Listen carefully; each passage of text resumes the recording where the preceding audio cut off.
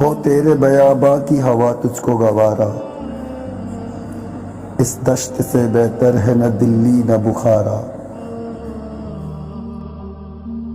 جس سمت میں چاہے صفت سیل رواں چل، وادی یہ ہماری ہے وہ صحرا بھی ہمارا۔ غیرت ہے بڑی چیز جہان تگ و دو میں، پہناتی ہے درویش کو تاج سر دارا۔ حاصل کسی کامل سے یہ پوشیدہ ہنر کر، کہتے ہیں کہ شیشے کو بنا سکتے ہیں کھارا۔ افراد کے ہاتھوں میں ہے اقوام کی تقدیر، ہر فرد ہے ملت کے مقدر کا ستارہ۔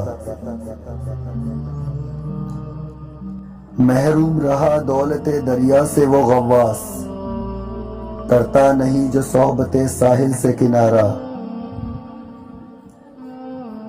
دی ہاتھ سے دے کر اگر آزاد ہو ملت، ہے ایسی تجارت میں مسلمان کا خسارہ۔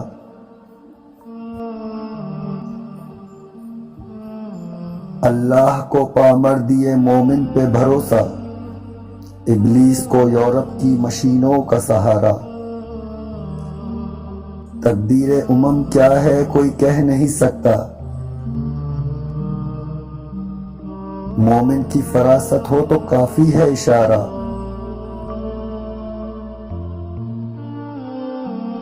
اخلاص عمل مانگ نیا گانے کوہن سے،